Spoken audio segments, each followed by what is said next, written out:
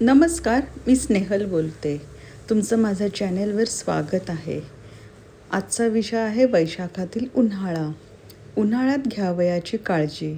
सध्याचा एप्रिलचा उत्तरार्ध ते जून पूर्वार्ध म्हणजेच ग्रीष्म ऋतू. रखरखीत कडक उन्हाळ्याचा काळ. या काळात भारतीय उपखंडात सूर्यकिरणे अगदी सरळ लंबरूपाने येत असतात. सर्व सृष्टी प्रखर सूर्यकिरणांमुळे भाजून निघत असते. आपल्या शरीराचे बळही सर्वाधिक प्रमाणात कमी होत असते. कोणतेही काम करण्याचा उत्साहच राहत नाही. पचनसंस्थाही मंदावलेली असते. म्हणून आहार पचण्यास हलका हवा. गोड आंबट पदार्थांचे प्रमाण जास्त असावे.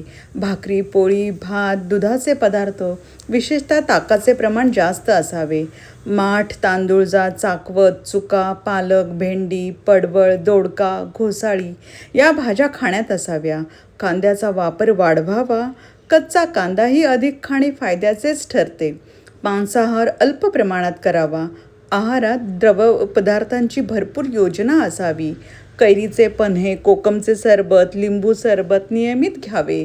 खजूर, काळे मनुके, चिंच, कोकम, डाळिंब यापासून तयार केलेला मंथ तुम्ही उन्हाळ्यामध्ये हेल्थ ड्रिंक म्हणून घेऊ शकता. नाचणीची आंबील, शहाळे, ताजी नीरा तर खूपच उपयोगी. पिण्यास माठातील पाणी वापरावे. आंघोळीसाठी गार पाणी घ्यावे. खिडक्यांना एखादे ओले बेडशीट अथवा चादर लावून गारवा निर्माण करण्याचा प्रयत्न करावा. शक्यतो भर दुपारी घराबाहेर पडण्याचे टाळावे. आवश्यकच असेल तर छत्री टोपीचा वापर करावा. सफेद रंगाचे सुती कपडे घालावेत. व्यायाम शक्यतो टाळावा. दिवस मोठा आणि रात्र लहान असल्यामुळे रात्री झोप पूर्ण होत नाही. अन्य कोणत्याही ऋतूत निषिद्ध सांगितलेली दुपारची झोप या ऋतूत मात्र हितकर असते.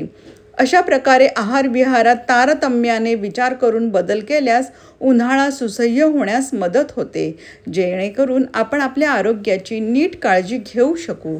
धन्यवाद.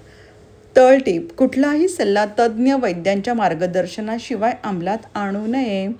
जर तुम्हाला हा व्हिडिओ आवडला असेल तर प्लीज चॅनेलला सबस्क्राईब करा, कमेंट करा, लाईक करा, शेअर करा. थँक्यू.